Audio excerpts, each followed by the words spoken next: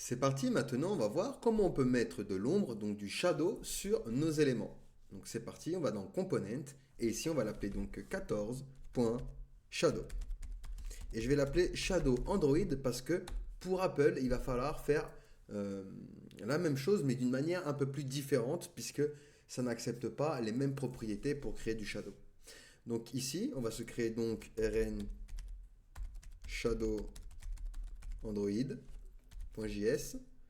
Donc ici rfc. Et je vais venir donc importer mon module ici. Porte rn shadow android. Et on va venir donc se l'afficher ici. On va venir ici. Donc du coup, pour créer un shadow, on va devoir se créer une box. Donc on va utiliser ici une view. Ici donc je vais import. On va prendre view. On va prendre également stylesheet, le module, et text. Ensuite, on va venir donc se return notre view. Donc ici, je vais mettre une view. Et je vais du coup me remettre une view imbriquée avec un texte. Par exemple, donc on va se mettre un petit hello ici. Donc maintenant, on va lui donner du style. Donc pour ça, on va utiliser stylesheet. Donc ici, on va faire un style égal. Donc on va l'appeler style au pluriel. Et là, on va lui donner par exemple le container, vu que c'est le container. Et ici, même histoire, style égale style.box. Donc on va créer notre variable juste ici. Const style égale à stylesheet.create et on vient ouvrir notre objet. Donc container, on va lui donner flex1, align items center. Ah, oups, j'ai oublié les deux petits points. Et justify content center. Très bien.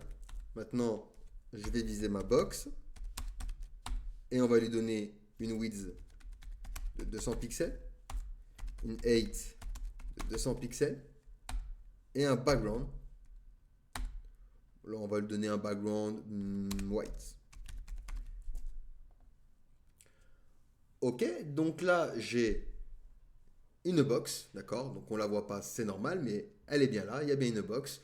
On va pouvoir lui rajouter donc du shadow. Pour rajouter du shadow, il va falloir rajouter du coup pour Android une propriété qui s'appelle Elevation.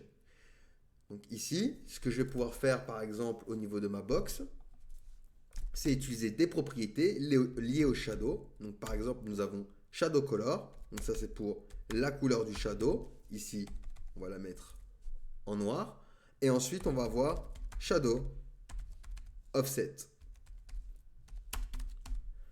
Donc là, on va avoir du coup des propriétés pour notre shadow. D'accord? On va pouvoir lui donner par exemple une width. Ici, je vais lui dire 0 et une height. Donc ici, par exemple, A2. Ensuite, on va pouvoir également gérer l'opacité de notre shadow. Donc ici, par exemple, on va dire shadow opacity. Et ici, je vais lui donner 0,25. On va pouvoir également jouer sur le radius. Donc ici, shadow radius. Et ici, on va lui donner à 3,84. Le truc ici, c'est que vous voyez, on ne le voit pas. Parce qu'il va falloir donc rajouter élévation. Et ceci est nécessaire pour les shadows sur Android. Sinon, ça ne fonctionnera pas. Donc ici, vous voyez, j'ai bien mon petit shadow ici. Par contre, si j'enlève Elevation, vous voyez, ici, ça ne fonctionne pas, mais sur mon Apple, ça fonctionne.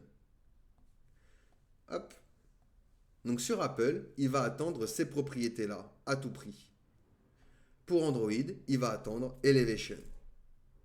Donc, tant que j'ai pas Elevation sur Android, je n'aurai pas mon shadow. Et ici, donc, j'ai bien mon shadow. Donc voilà comment on peut gérer les ombres avec du coup React Native côté iOS et côté également du coup Apple. Allez, on passe du coup à la suite.